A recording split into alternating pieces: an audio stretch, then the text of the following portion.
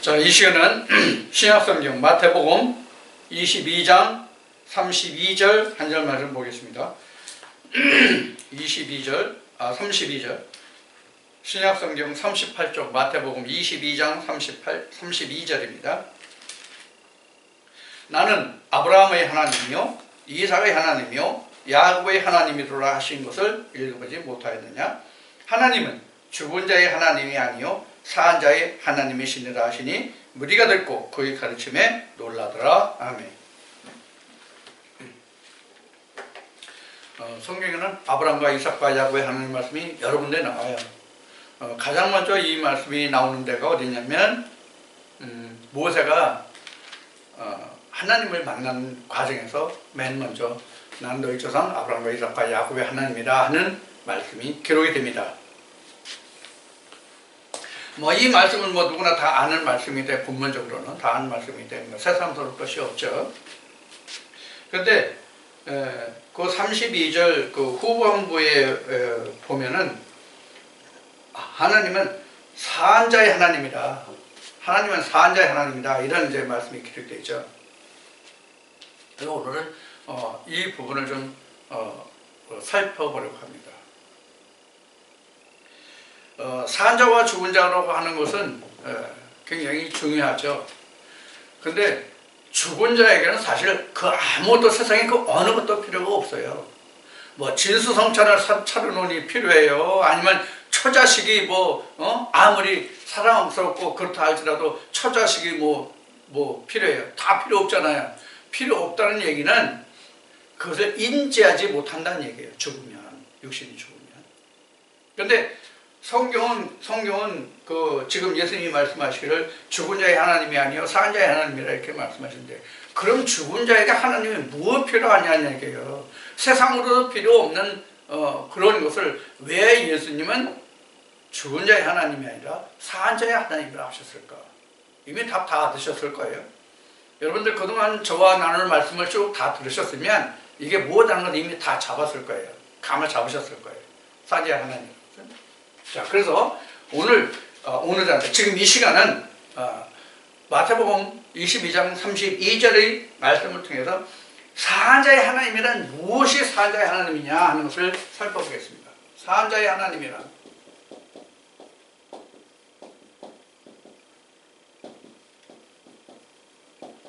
사한 자의 하나님이란 이것도 역시 이렇게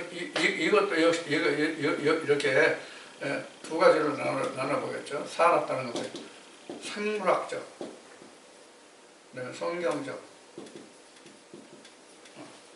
생물학적으로 살았다는 것과 성경적으로 살았다는 것. 생물학적으로 살았다는 것은 호흡을 두고 얘기하죠. 호흡. 호흡은 뭐예요? 공기의 들숨과 날숨이죠. 이것을 가지고 얘기하죠. 그런데 생물학적으로 호흡이 있으면 산 것인데, 이 생물학적에도 호흡이 있다고 할지라도 공기 들숨 날숨이 있다 할지라도 죽은 자와 산 자가 있죠. 죽은 자와 산 자.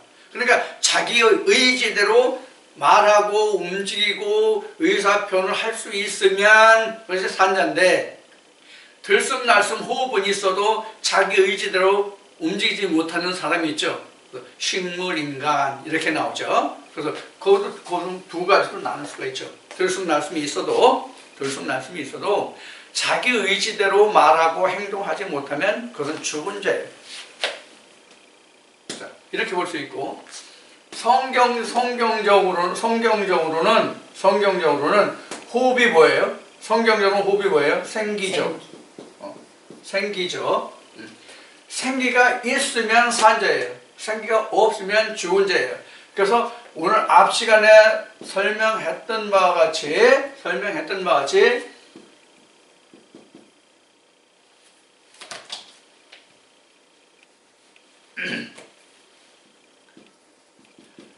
말씀이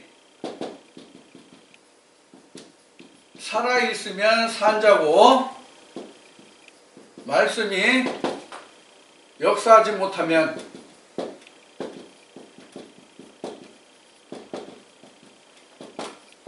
죽은 자죠. 생기로 그 사람을 주장하게 하지 못하면, 전도사님 말씀같이 생기로 그 사람을 주장하지 못하면 그 사람은 죽은 자예요. 그런데 역시 성경에서는 생물학적으로 보지 않고 성경적 산자와 죽은 자를 말씀하신다. 이미 답이 나왔죠. 그렇죠? 그러면 자, 생물학적으로 호흡이 있는 자가 산자라면 성경적으로 하나님의 생기가 있는 자가 산자죠. 생기가 있는 자가 산자인데, 그러면 어떤 자에게 하나님의 생기가 들어가서 그 사람이 산자냐 하는 것을 살펴보기로 하겠습니다.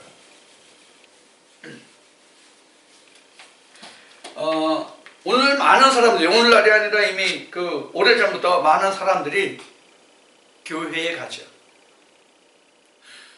많은 사람들이 교회에 가는데, 교회에 가서 그 사람들이 하는 행위가 뭐예요? 우리는 교회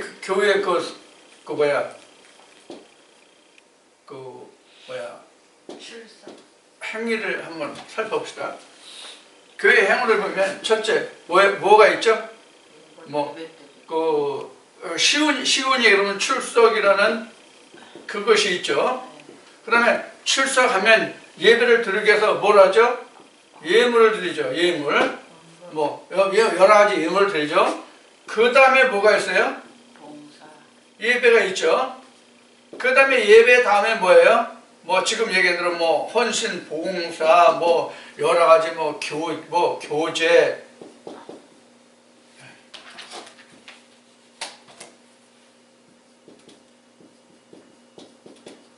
이런 등등등이 있죠. 근데 가장 중요한 것은 아마 이러한 것들이 가장 중요하다고 할 수 있을 거예요. 교회에서 가장 중요한 것이 이거라고 할 수 있을 거예요. 그런데 요 세 가지 중에서 가장 중요한 게 뭘까요? 요 셋 중에서 가장 중요한 게 뭘까요? 예배가 가장 중요해요, 이것이. 근데 여기가 예를 지금 이야기하는 교회가 우리가 힌들교회니까 힌들교회라고 합시다. 그러면 힌들교회에 출석하는 어떤 사람이 홍길동도 있고 윤국정도 있고 여러 사람이 있을 텐데, 그러면 이 세 가지 중에서 출석, 예물, 예배 중에서 다른 거 빼고 이 세 가지 중에서 어떤 거를 제일 잘하는 사람을 일반적으로 교회에서 사랑할까요? 가장 아마 그 교회에서 사랑받는 사람, 출석하는 사람들 중에서 가장 사랑받는 사람, 아니면 출석을 하지 못한다 할지라도 예물을 아주 풍성하게 내는 사람이 아마 사랑받을 거예요. 저도 이런 사람 굉장히 좋아합니다. 논밭 팔아가지고 오는 분들은 저는 굉장히 좋아합니다.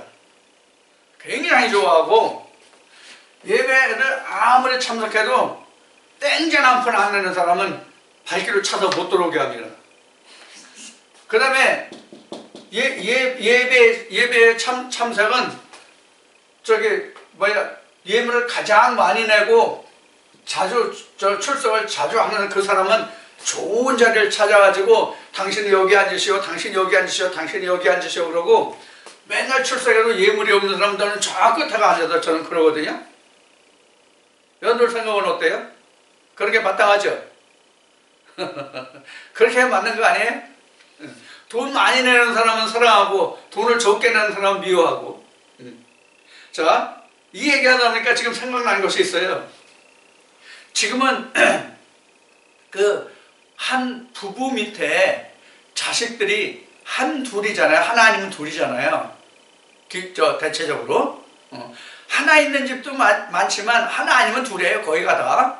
셋 이상 되는 집은 그렇게 그다지 많지 않아요. 지금은요. 근데 제가 어렸을 때 보면은, 보통 한 가정에 그 자녀들이 보통 몇 명이냐면 7에서 9, 많게는 11명, 12명까지 있었어요. 11명, 12명까지 있었어요. 제 주위에서도 보면 제가 애삼촌이 4분 있는데 셋째 애삼촌이 아들을 잘 못 봤어요. 아들이 귀했어요. 다른 애삼촌들은 안 그랬는데 셋째 애삼촌은 낳기만 하면 딸이야. 딸.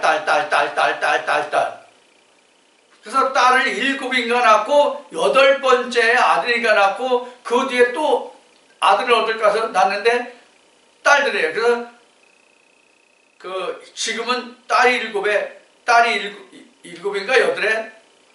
아들이 2인가 그래요. 그때 당시에는 그랬어요. 제가 어렸을 때 당시에는. 그러면 그 자식들이 이제 시간이 흐름에 따라서 장성을 하잖아요. 국민학교에서부터 해서 장성을 하잖아요. 저는 그 국민학교를 다녀가지고 지금도 초등학교라는 말이 입에 익숙하지 않아요. 제가 하도 국민학교를 그때는 국민학교라는 이름으로 이름부터 다녔으니까요.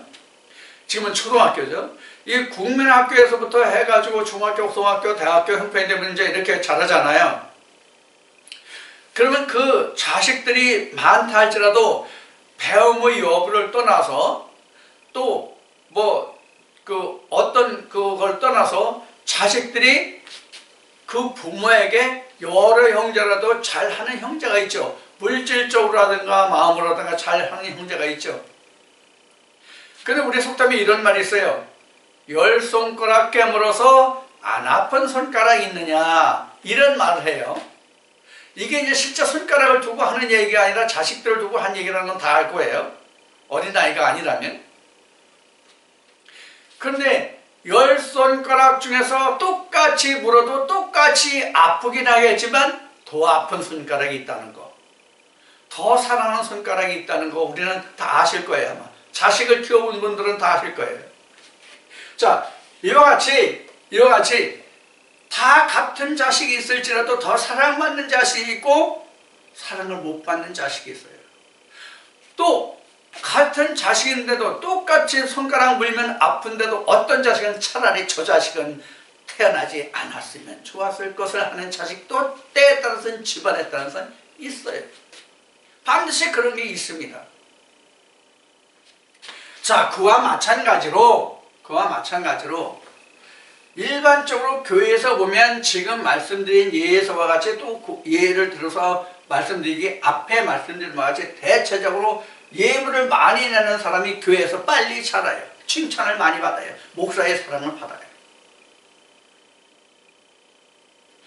그래서 예물을 많이 내는 사람이 빨리 집사되고 장로되고 그 다음에 그 안수집사되고 권사되고 그래요. 아무리 예배를 잘 드리고 말씀이 여기서 예배라는 것은 그냥 가서 앉아 있는다는 그런 뜻이 아니라 말씀을 듣는다는 얘기예요. 말씀을 놓고 하는 얘기예요. 그래서 어떤 사람은 예배에 잘 출석하고 출석을 잘하고 말씀을 열심히 해서 말씀에 대해서 확실히 듣고 그 말씀을 꿰고 있어요. 하나님 말씀에 잘 쫓아가고 있어요. 그런데 예물은 그다지 많이 내질 않아요. 왜? 형편이 그다지 넘어가지 못하고 아니면 형편이 돼도. 그러면 하나님이 가장 사랑하는 자는 누굴까요? 사람의 사랑을 받는 자는 예물이라고 한다면 하나님의 사랑을 받는 자는 누굴까요? 예배예요. 이와 같이 하나님이 보시는 기준과 사람이 보는 기준이 다를 수가 있단 말이에요.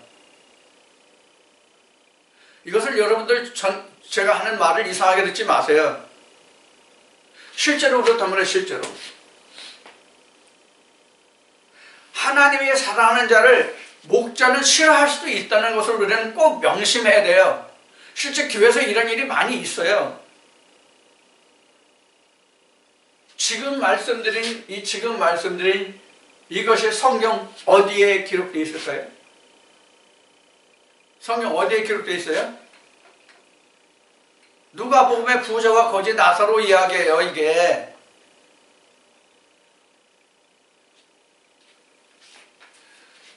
자, 이와 같이 지금 교회에서 하는 일들을, 교회에서 일어나는 그 행위들을 보면은 이러한 것들이 바로 교회에서 일어나는 일들인데, 우리가 일반적으로 인간적으로 보면 지금 예물이 가장 중요한 것으로 되어 있고 그 다음에 예배란 말이에요. 사실 예배가 가장 중요한 것이란 말이에요. 예배가 가장 중요한 거예요. 예배가 가장 중요하다는 얘기는 뭘 얘기하냐면, 다음 주에 11조를 다시 할 건데 11조와 같은 거예요. 하나님이 좋아하시는 건 가장 사랑하는 것은 11조예요. 그게 오늘 앞시간에 한 얘기로는 산자의 하나님이라는 뜻이에요. 근데 인간은 무엇으로 살아가요? 인간이 육신이 살아가는 무엇이 더 중요해요? 물질이 더 중요하죠. 그러면 물질을 사랑하는 거예요. 물질을 하나님보다 더 사랑하였더라는 말 성경에 기록되어 있죠. 그래서 이제 지금 마태복음 22장인데 23장에 가면 바로 그런 말씀들이 나오죠. 외식하는 서기관들과 바리새인들이 화 있을진저라가 쭉 나오죠. 그 끝에 나오는 게 23장 23절이 바로 땅에 나는 것과 하늘에서 나는 것, 이 두 가지를 구분해 가지고 말씀을 하죠. 이게 똑같은 거예요. 그래서 지금 오늘 이 말씀 앞시간과 오늘 지금 두 번째 시간에 오늘 이 말씀을 들은 거예요. 다음과 연관이 있기 때문에, 11조 연관이 있기 때문에 미리 말씀을 드리는 거예요. 그래서 사람이 이걸 중요해요. 그 대표적인 게 마태복음, 지금 말씀드린 마태복음 23장에 서기관과 바리새인들이 바로 이것을 중요시 했단 말이에요. 예물을. 이거는 하루살이고 예배는 뭐예요? 낙타예요. 이건 하루살이고 예물은 하루살이고 예배는 낙타인데, 낙타는 빼버렸어. 삼켜버렸어. 먹어 치워버렸어. 바로 이런 거는, 그래서 산자의 하나님이란 뜻은 바로 예배, 하나님 말씀이 있는 자를 있는 자가 바로 그 하나님이 바로 그 산자의 하나님이 된다는 뜻이에요. 즉 하나님은 말씀으로 살고 말씀으로 역사하는 자의 하나님이라는 뜻이에요.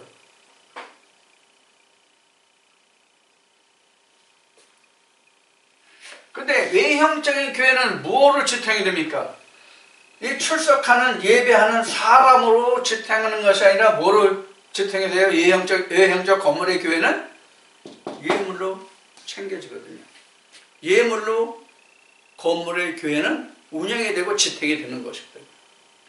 그럼 하나님이 어떤 교회를 원하셨나요? 하나님이 어떤 교회를 원하셨나요? 구약 때에는 예수의 상징인 성전을 보여줬어요. 그래서 하나님이 모세에게 법궤가 있음으로 해서 뭐가 생겼어요? 성막이 생겼잖아요. 성막이. 법궤가 있음으로 해서 법궤가 있음으로써 장막이 생겼단 말이에요.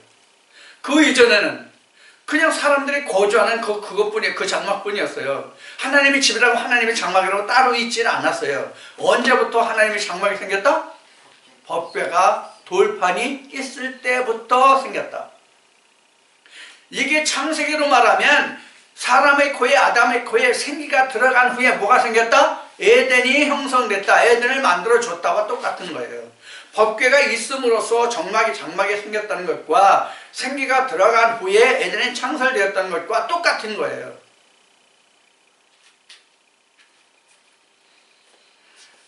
그래서 지금 말씀드린 하나님의 장막이 예물로 인해서 운영이 되잖아요.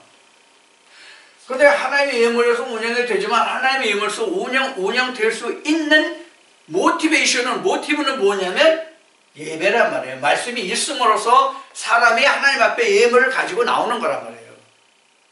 하나님이 계심으로 하나님의 말씀을 들으러 오는 사람들이 예물을 가지고 오는 거지, 교회가 있기 때문에 사람들이 와서 예물을 내는 게 아니란 말이에요.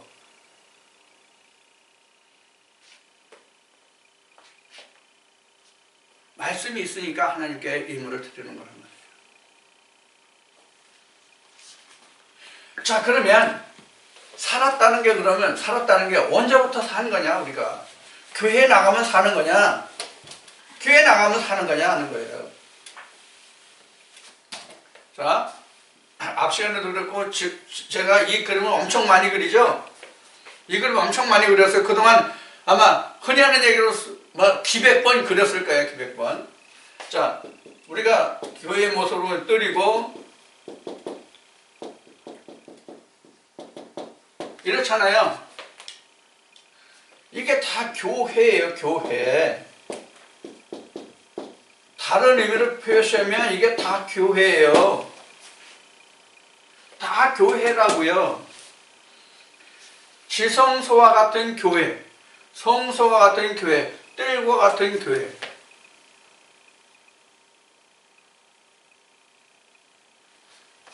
그러면 이게 다 교회들인데 이게 그래서 장소적인 개념이 아니라 무슨 개념이에요? 이렇게 되면 이게 다 교회라면 장소적인 개념이 교회로 보면 이게 장소잖아요.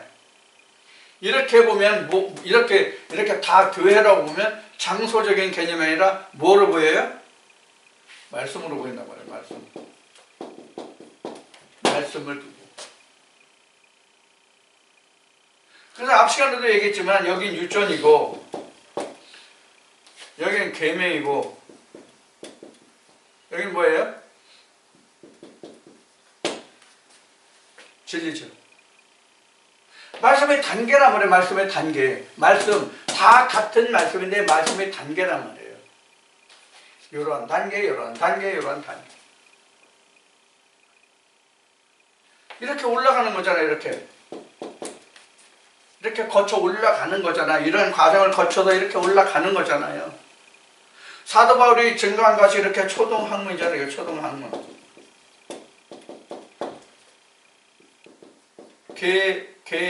계몽이잖아요. 계몽. 깨달은 가르쳐 깨우치는 것. 그 계몽이잖아요. 이렇게 해서 하나님의 계명을 받아서 계명에서 진리로 이렇게 올라가는 거예요. 그래서 세상으로 얘기하면 뭐예요? 신분 상승이죠. 세상적으로 얘기하면 신분 상승이에요. 자, 여기를 중학교, 고등학교, 대학이라고 그럽시다. 그럼 대학교 나온 사람이 더 위에 자리에 앉습니까? 중학교 나온 사람이 더 위에 자리에 앉습니까? 물론 중학교 나온 사람이 맨 위에 앉아서 사업에서 성공해서 맨 위에 앉아가지고 대학교 아니라 유학을 갔다 온 박사학위 받은 사람을 부하로 거느릴 수도 있는 문제죠. 그러나 일반적으로 봐서는 대학교 나온 사람이 간부잖아요. 대학교 나온 사람이 간부예요. 고등학교 나온 사람은 현장직이란 말이에요. 대체적으로. 이 사람들은 그 밑에 있고요. 이렇게 세상에 보면은 이렇게 뭐예요? 보이지 않는 계단이 있어요. 신분이 있어요. 이걸 부인하면 안 돼요. 이걸 부인하면 안 된다고요. 인간 사는 게 이러니까요. 이게 바로 뭐냐면 여러분들 가성비라는 얘기 많이 들으셨죠? 가성비. 그러니까 가성비는 투자에 비해서 나타나는 그 결과물의 효율성을 따지는 게 가성비예요. 투자를 100원을 투자해서 만 원의 가치를 형성한 것과 똑같은 1,000원을 투자했는데 어떤 것은 100원의 가치를 냈다. 그럼 만 원의 가치를 내는 게 가성비가 좋다, 높다 이렇게 얘기하는 거죠. 그럼 그것을 낼 수 있는 것이 배움이 있고 능력이 있는 사람이 그 가성비가 더 높잖아요. 이게 능력자잖아요. 여기가 능력자잖아요.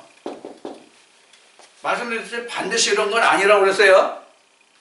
반드시 그런 건 아닌데 일반적으로 그렇단 말이에요. 제너럴하게 얘기하면 그렇단 말이에요. 자, 그래서 인간은 어차피 살아있는 모든 생물 체계에서는 동물의 세계에서는 다 이렇게 능력이 있어요. 각자 가진 능력이 있어요. 같은 동물의 먹이사슬이라도 가장 사냥 능력이 뛰어난 그 순놈이, 암놈이 뛰어난 동물이 먹이사슬의 맨 위에 있단 말이에요. 같은 사자라 할지라도, 같은 치타라 할지라도, 같은 호랑이라 할지라도 그 중에서 힘이 있고 능력이 있는 놈이 있단 말이에요. 그러면 더 많은 것을 누리고 살잖아요. 인간의 세상도 똑같아요. 이것을 거역하고 평등하게 산다고 하면 이거는 공산주의 사회주의 논리인 거예요. 그런데 성경은 그렇게 증거하고 있지 않잖아요. 성경은. 그러면 산자라는 것은 어디냐? 지금 여기같이 지성소에 속한 사람만 산자예요. 지성소에 속한 사람이 산자라고요. 지성소에 있는 사람만이 산자라고요. 자, 그럼 지성소에 있다고 하는 얘기는 어떤 것을 의미해요? 모세 때에 모세만 항상 지성소에 들어갈 수 있으니까 모세만 산자라는 얘기예요? 모세 때로 보면 모세만 산자잖아요. 지성소에 들어가니까. 그러면 대제사장이 1년에 한 번 지성소에 들어갈 수 있으면, 그럼 아론 같은 경우에 아론이 평상시엔 죽어 있다가 1년에 한 번 지성소에 들어갈 때 그때만 죽었다가 산자가 되나요?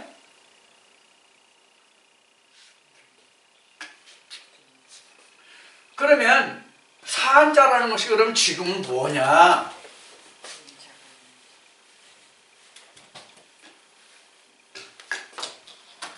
산자라는 것은 그럼 지금 현재 우리를 놓고 보면 뭐가 산자냐?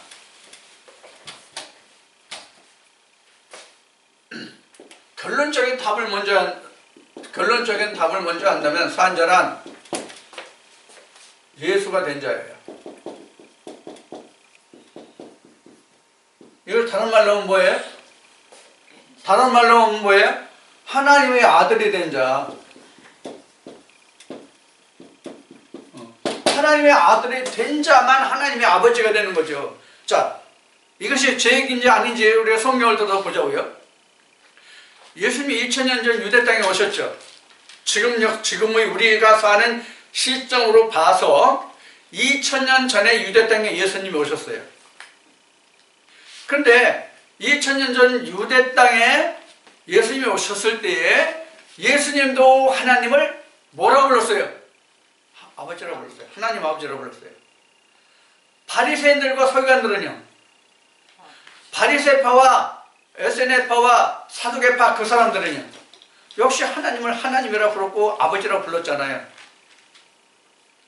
성경이 그렇게 증거되고 있잖아요. 복음서 요한복음에. 너희가 하나님이라고 부르는 그 자를 나도 하나님으로 부른다. 나도 아버지라고 부른다. 그런데 실제로 누구의 하나님이에요? 예수의 하나님이었죠? 바리새인들의 하나님이었어요? 사두개인의 하나님이었어요? 바리새인들의 하나님이었잖아요. 예수의 하나님이었잖아요. 근데 불교는 똑같이 다 하나님이라고 불렀잖아요. 하나님 아버지라고 다 불렀잖아요. 그러면 지금 산자란 예수가 된 자, 하나님의 아들이 된 자 이렇게 얘기했는데, 그럼 예수가 하나님의 아들이라는 것은 어떤 뜻입니까? 어떤 뜻이에요? 이 예수가 된 자, 하나님의 아들이 된 자를 다 나라고 봅시다. 나라고 보면 하나님과 대화하는 자예요. 하나님과 대화하는 자. 하나님과 대화하는 자.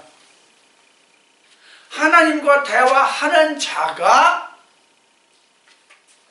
곧 예수고 하나님의 아들이에요. 자, 이게 제 말인지 아닌지 성경으로 다시 들어갑시다. 예수님이 기도할 때 어떻게 기도해요? 많은 기도가 있는데 지금 여기에 부합하는 기도가 뭐예요? 아들이라는 것은? 예수님이 기도할 때 이 아들이라는 것과 관계된 기도가 어떤 기도문이 생각났냐고요, 여러분들 성경을 통해서 복음서에. 아버지, 오늘도 내 말을 들으심을 감사하나이다 하죠. 아버지께서 내 말을 들으심을 감사하나이다. 그럼 뭐예요? 대화가 되는 거잖아. 대화가 되는 거잖아, 하나님과. 오늘도 내 말을 아버지께서 내 말을 들으심을 감사나이다.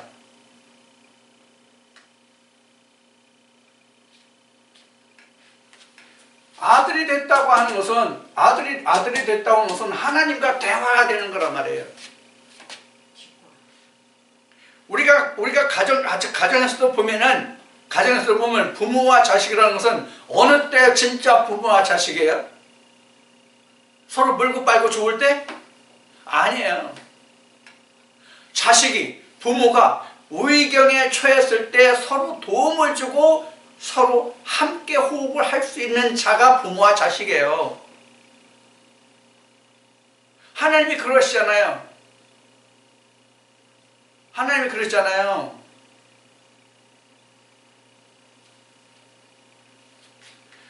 그래서 하나님이 아들의 기도를 들으시는 거예요. 아들의 기도를 들으시는, 예수님이 말씀하신 아들의 기도를 들으시는 대표적인 게 뭐예요? 오늘 앞 시간에 했던 말씀이 뭐였죠? 앞 시간에 나왔던 말씀이 뭐예요? 아버지께서 나를 창세전에 아버지께서 나와 함께 했던 영화로우시고 영화롭게 하사 아버지의 영광을 받으시기로 원한다고 할 때 하나님 뭐라고 예수님께 말씀하십니까? 내가 너를 이미 영화롭게 했고 내가 영광을 받았다. 그게 대화 통하잖아요. 그런 자가 산자예요.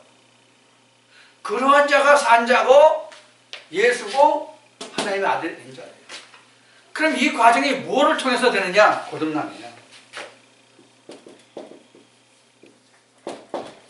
거듭남이 어디에 기록되어 요한복음 3장이죠?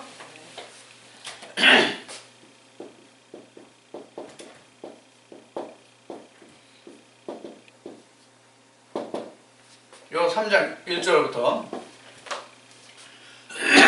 요 3장이죠? 근데 이 거듭남을 직설적으로 설명한 게 어디냐면 요한복음 1장 14절에 요한복음 여기서 1장부터 한 7, 8절까지는 봐야 이 말씀이 끝나죠. 요한복음 3장은요. 요것이 끝나야 요한복음 4장에 가서 뭐가 나와요? 신령과 진정의 예배가 나온다고요.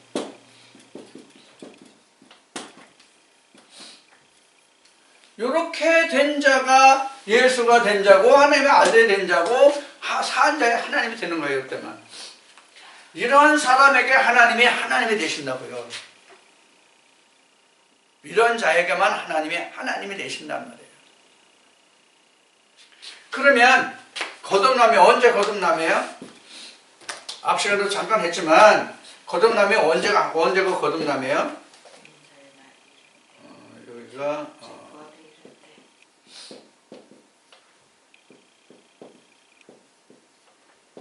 요단강, 홍해, 광야, 여기가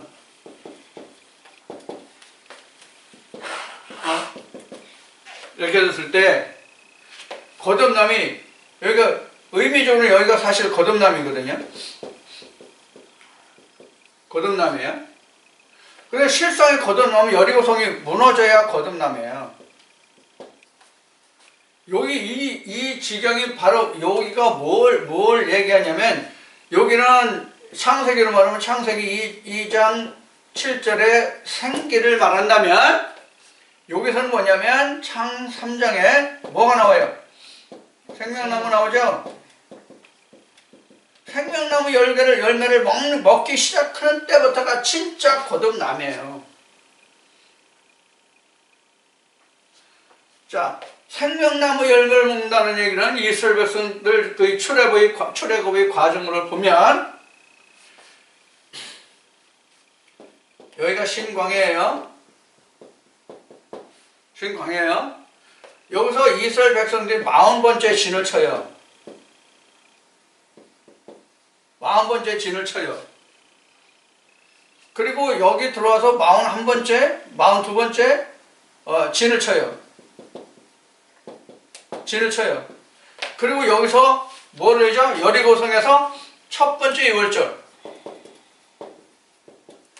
요단강 건너서 여리고 평야에서 첫 번째 6월절을 거쳐요. 첫 번째 유월절 칠 때 이때 이스라엘 백성들이 먹은 게 만나와 뭐죠? 볶은 곡식이에요. 만나와 볶은 곡식이 있고 난 후에 뭐가 끊어져요? 만나가 끊겨요. 그럼 이 볶은 곡식이 어디서 나왔어요? 자기 땅에서 난 거예요. 자기 땅에서 난 거. 그래서 이 여리고 성을 무너뜨리고 가면은 여기서부터 스스로 심어서 먹는 거예요. 스스로 심어서 거둔 것을 먹는 거예요. 스스로 심어서 거둔 것을 먹는 자만이 뭐다? 이렇게 된 자다. 이런 자의 하나님이다. 그러니까 이걸 지경으로 놓고 보면 애굽이나 광야나 여리고성에 있는 자들이 하나님이 아니라 가나안 지경에 있는 사람만이 하나님이 되는 거예요. 이게 창세기 그러면 여기가 에덴이잖아요. 여기 에덴 됩니까? 여기 에덴인가요? 에덴은 아니죠. 그래서 애굽과 광야는 에덴이 아니에요. 가나안을 요단강을 건너가야 가나안 땅이에요. 요단강을 건너가도 여리고성을 넘어가야 여리고성을 함락시켜야 에덴이에요. 그럼 이 여리고라는 것은 무엇을 상징하냐면 각자의 마음이에요.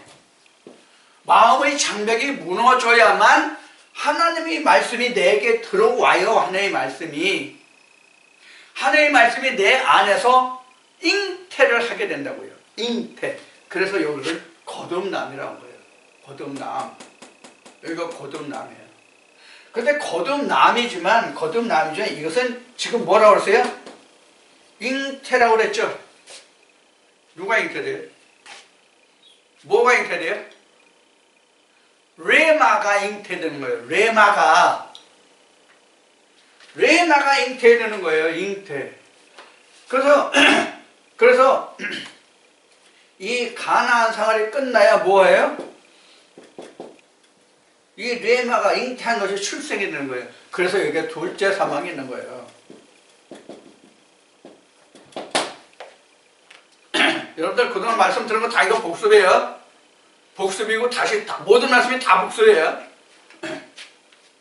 그래서 사한자의 하나님이라고 하는 것은 지금 적어도 여리고성을 함락시켜서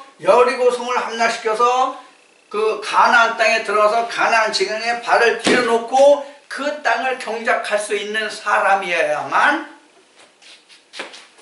사한자의 하나님이 돼요. 그래야 산자예요. 이래야 산자가 된다고요. 그렇게 해야만 여기 와서 뭐가 생겨요? 이스라엘 백성들이 가나안 땅에 들어와서 뭐가 생겨요? 자기 땅이 생기죠.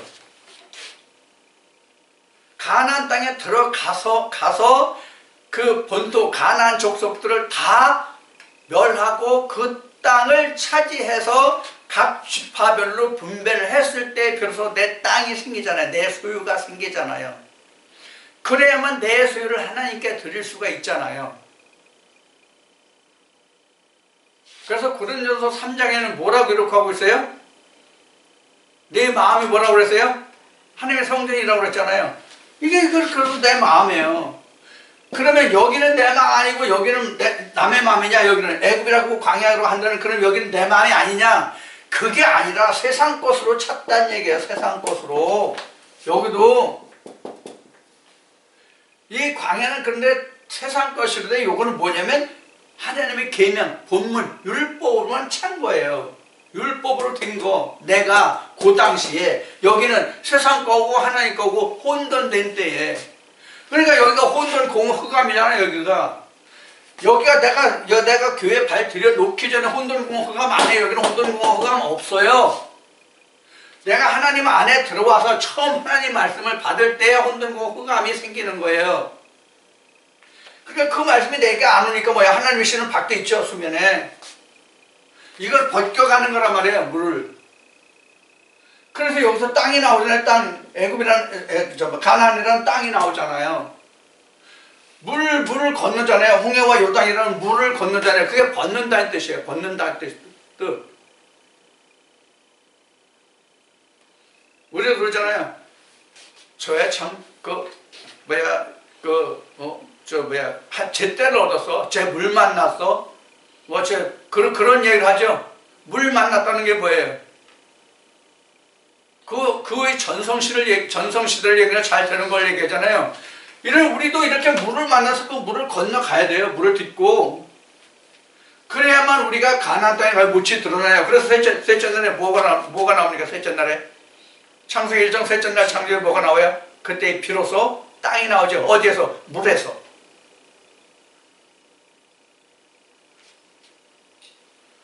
그래서 세례가 무엇인가를 11조 다음에 세례라는 것을 여러분들과 다시 나눌 거예요. 자, 이와 같이 이러한 과정을 거쳤을 때 비로소 그 자가 하나님이 나와 함께하는 산자, 내가 산자로서 하나님이 되시는 거예요.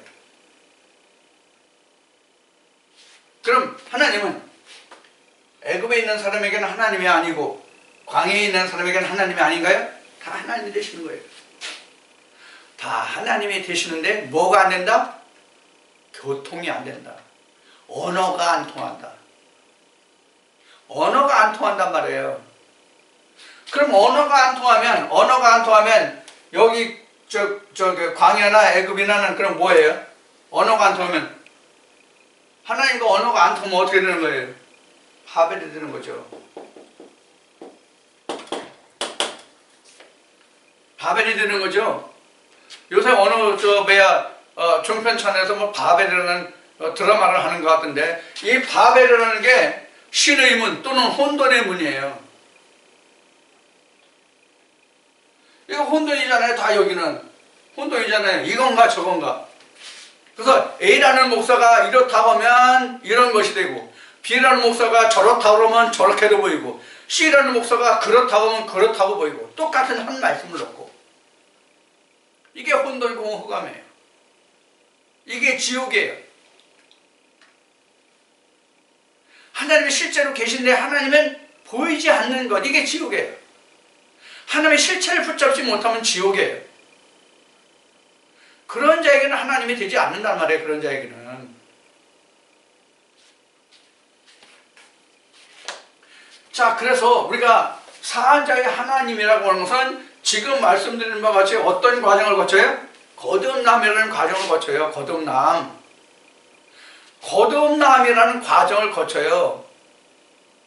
거듭남이라는 과정을 거치는데, 이 거듭남을 우리가 장막이나 성전을 놓고 보면 뜰에 속한 신분이 성소에 속한 신분이 되고, 성소에 속한 신분이 지성소에 속한 신분이 되고, 이걸 얘기해요. 이걸 성경에서는 하늘로 올라간다 이렇게 얘기하죠. 하늘로 올라간다. 사도 바울은 셋째 하늘이다 고린도후서에서 그렇게 말하죠.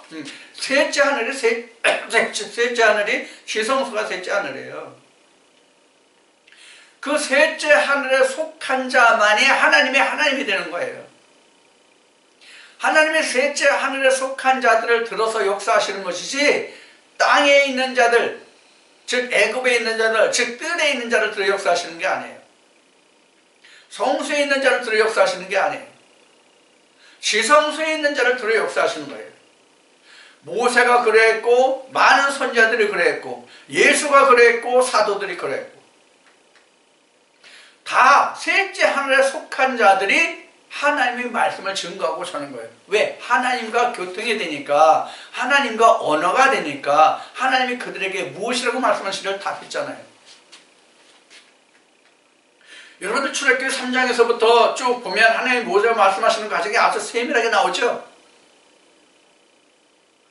모세야 모세야, 처음부터 모세야 모세야, 뉘시니까 나는 너희 조상 아브라함과 이삭과 야곱의 하나님이다. 이 땅은 거룩하니 신을 벗으라.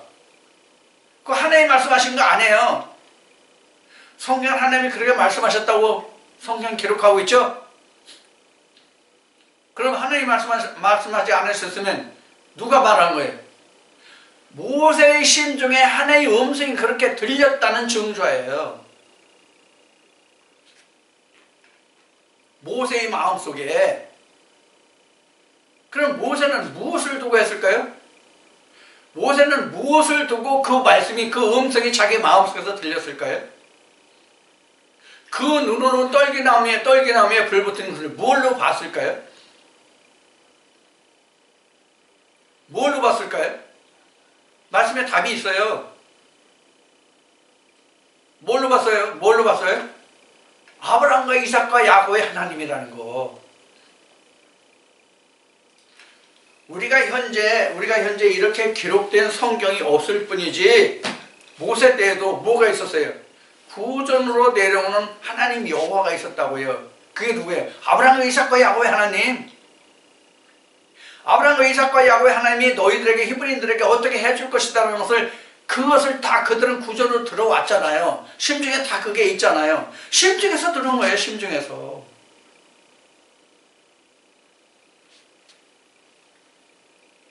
제가 지금 드리는 이 말씀이 여러분도 이 말씀을 들으면서 여러분들 속에서 역사하시는 것을 여러분들이 듣게 되면은 이게 무슨 얘기다 하는 것을 이해하실 수 있을 거예요. 그게 바로 하나님과의 지어졌네. 하나님과의 대화예요. 이게 하나님과의 대화. 그게 내 속에 있는 말씀에서 이러이러한 비전을 보여주는 것이 하나님과의 대화예요. 그것이 지난주에 여러분들과 말씀을 나눴던 아모스 선지자를 통해서 뭘 말씀했죠? 하나님의 말씀이 없는 것이 기근과 기가라는 말씀 여러분들과 함께 나누었죠? 지난주에요. 그 말씀과 똑같은 거예요. 그러니까 하나님 말씀이 없으면 어떻게 돼요? 하나님과 대화가 안 되는 거잖아요. 하나님 말씀이 없으면, 그래서 나에게 하나님의 말씀이 없으면 하나님과 나와의 대화가 끊긴 거잖아요. 그러면 하나님 말씀이 없어요? 하나님 말씀이 없어요? 성경에 이렇게 무수히 많이 기록되어 있잖아요. 하나님 말씀이 이렇게 무수히 기록되어 있을지도 이 말씀이 문자는 있는데, 글자는 있는데 그 속에 감춰진 뜻을 모르면 뭐가 안 돼요? 말씀과 내가, 이 문자와 글과 내가 커뮤니케이션이 안 돼요. 이거 그동안 수없이 얘기하고 오늘 또 다시 얘기하면 빼앗긴 들에도 봄이 오는가라는 그 글을 내가 아무리 글자를 읽으면 뭐합니까? 빼앗긴 들이 무엇이고 봄이 무엇인지를 모르면 그 작가와 이 글을 통해서 이야기하고 하는 그 뜻을 못 읽었잖아요. 그럼 그 작가의 뜻을 못 읽으면 그 글을 안 거예요? 모르는 거예요? 모르는 거잖아요. 똑같다. 성경도 하나님의 말씀이기 때문에 하나님이 써놓고 이것을 무엇을 나타내고자 하는 것을 모른다면 내가 하나님을 안 거예요? 모르는 거예요? 모르는 거라. 모르는 거예요. 그것이. 그럼 교통이 돼야 안 돼요? 소통이 돼야 안 돼요? 안 되는 거잖아요. 그럼 죽은 하나님이죠. 산 하나님이 아니죠. 그러니까 산자의 하나님이라는 것은 내가 살았을 때만 하나님이 하나님 되시는 거예요.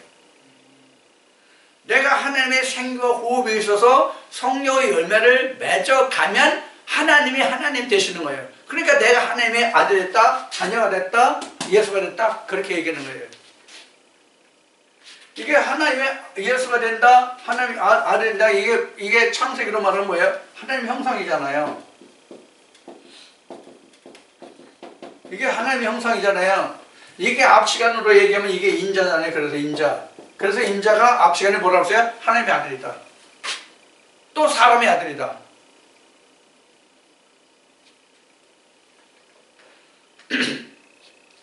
우리는 이제 이와 같은 그 말씀의 과정을 모르기 때문에 일반 신앙에서는 사한자의 하나님이라고 하니까 그냥 교회에 나오면 다 사한자예요. 그들이 하나님인 줄 알아요.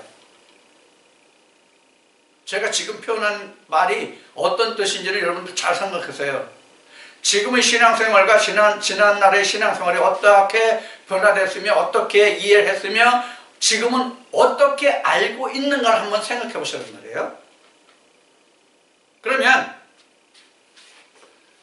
사자의 하나님이라는 우리가 생물학적으로 내가 세상에 살아있기 때문에 하나님이 사자의 하나님이라는 뜻이 아니란 말이에요.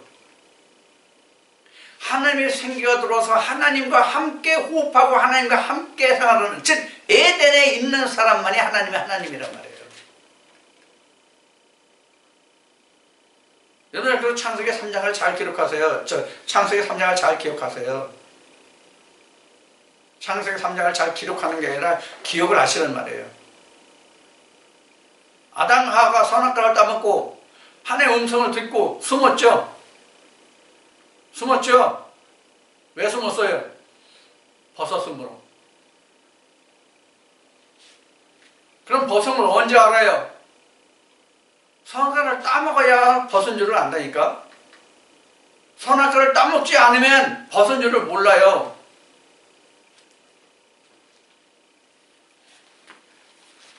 우리가 성경적으로 생물학적인 것을 예를 들어서 사람을 장성하는 과정을 놓고 본다면, 어린애에서 모태에서 나와서 출생해서 어느 정도 3살, 4살 될 때까지 발가벗고 있어도 발가벗은 줄 알아요, 몰라요? 부끄러운 줄 알아요, 몰라요? 모르잖아요. 쉬운 얘기로 철이 들면서 부끄러운 걸 알잖아요. 성경에서 내가 하나님께 부끄러운 자, 벗은 자를 아는 것은 내가 그만큼 철이 들었다는 얘기란 말이에요.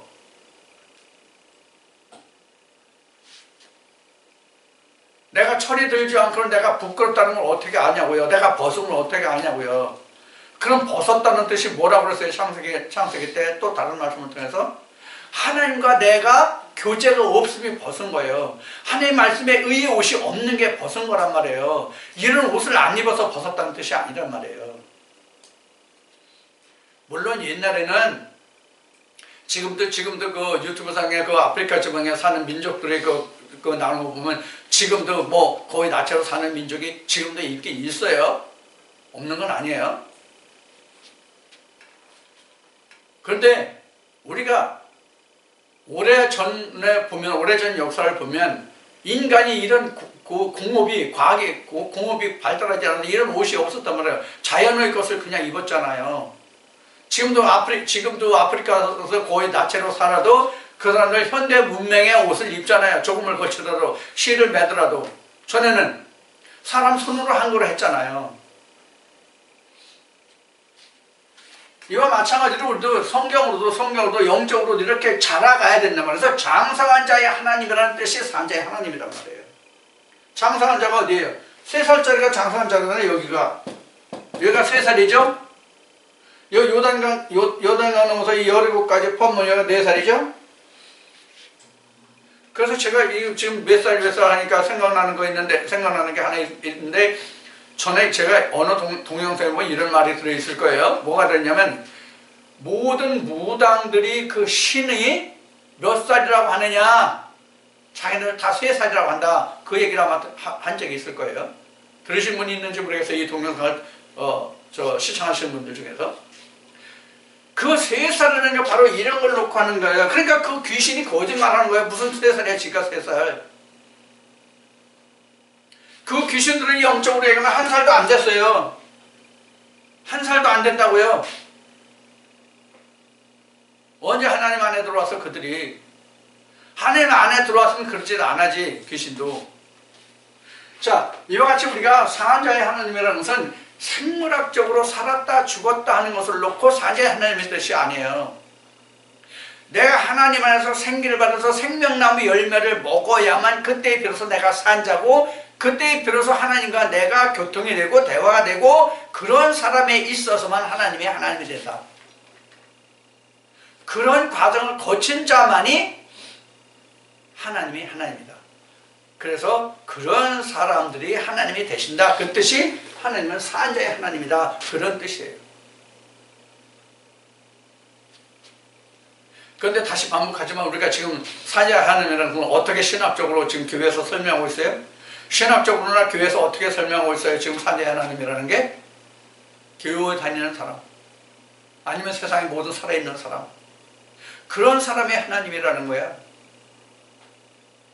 물론 그 모든 사람의 하나님이 되시기는 하죠.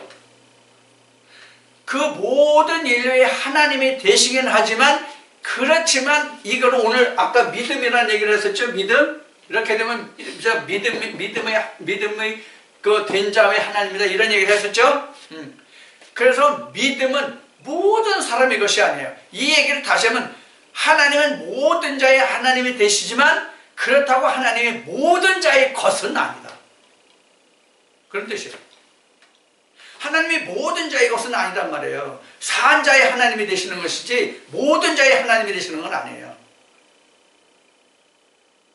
그래서 누가복음 20장 38절에 보면 그 끝에 보면 모든 사람이 살았느니라 하시니 이런 말씀인데, 모든 자가 다 살았다는 얘기는 그럼 교회 다니지는 않는 사람도 살았다는 뜻이에요? 그런 뜻이 아닌데 말이에요. 하나님 안에 있는 자는 모든 자가 살아있다 그 얘기예요. 하나님 안에 있는 자는 모든 자가 산 사람이라 그런 얘기예요.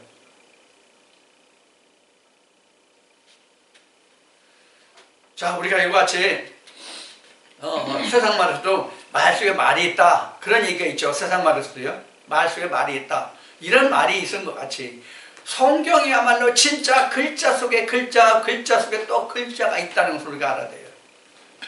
성경이 바로 이렇잖아요.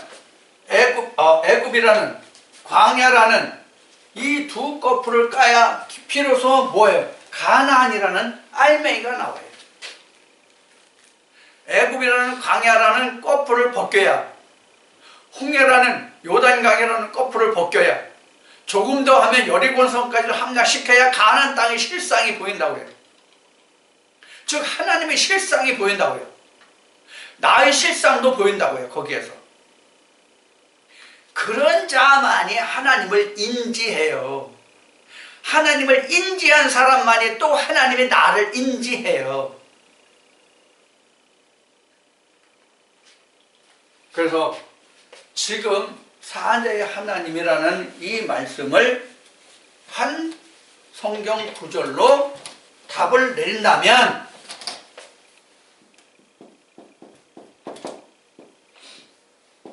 이 말씀일 거예요. 산자의 하나님이라는 뜻은 지금 쭉 설명했잖아요. 지금 쭉 설명을 드렸는데 그 말씀을, 지금까지 증거한 말씀을 한 성경 말씀으로 인용한다면 요한복음 14장 20절이 될 거다 하는 얘기. 하나님과 내가 성령의 하나가 된 자. 그 요한복음 14장 20절이잖아요. 이게 뭐 신학에서는 삼위일체라고 얘기하지만 신학에서 말하는 삼위일체와 전혀 뜻이 다른 거예요. 그래서 이렇게 된 자만이 하나님의 하나님이에요. 하나님은 또 이렇게 된 자를 또 찾으시는 거예요. 이런 자를 하나님이 찾으신다고요. 하나님이 이런 자의 기도를 들으시고, 그래서 너희는 내게 부르짖으라 그럼 내가 응답하겠구가 이 사람을 두고 하는 얘기, 이런 사람을 두고 누구나 다 기도하면 들어주신다는 뜻이 아니에요. 애굽에 속한 자, 광야에 속한 자 기도한다고 들어주시는 게 아니에요. 이렇게 된 자의 기도를 들으시는 하나님, 이게 산자의 하나님이에요. 여러분들 어떤 하나님이십니까 지금? 여러분들에게 지금 어떤 하나님이시냐고요? 애굽에 있는 하나님이십니까? 광야에 있는 하나님이십니까? 아니면 여리고성을 함락하고 가나안 땅에 있는 하나님입니까?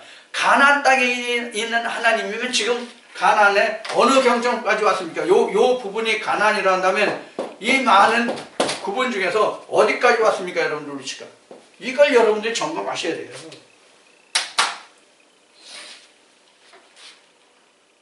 지금 이 시간, 오늘 두 번째 시간인데 매주 두 시간의 말씀을 전하죠. 2시간의 말씀을 증거하는데 오늘 2시간째, 두 번째 시간에 증거한 이 말씀을 다시 한번 여러분들이 깊이 들으시고 하나님의 음성이 들리셔서 깨닫고 보시는 그런 하나님의 은혜가 함께할 때에 산자의 하나님이 무엇인지, 어떤 과정을 거쳐서 산자의 하나님이 되는지, 나는 지금 어느 경점에 와서 내가 산자의 하나님이 됐는지 아니면 애굽의 아니면 광야의 하나님이 여러분들이 분별하실 수 있을 때 여러분들은 앞으로 전진해서 생명으로 나갈 수 있을 것입니다.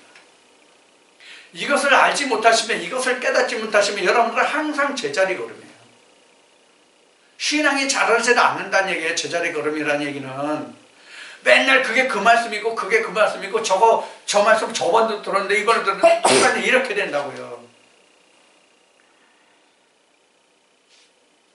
이런 것을 여러분들이 잘 살피셔서 오늘 저 사람을 통해서 하나님이 내게 주시는 양식이 무엇인지, 내가 이 말씀으로 한 걸음 더 나갈 것이 무엇인지를 여러분들이 스스로 찾으셔서 여러분들이 광야에 헤매는 자가 아니라 가나안의 경작자가 되시기를 주님으로 축원드립니다.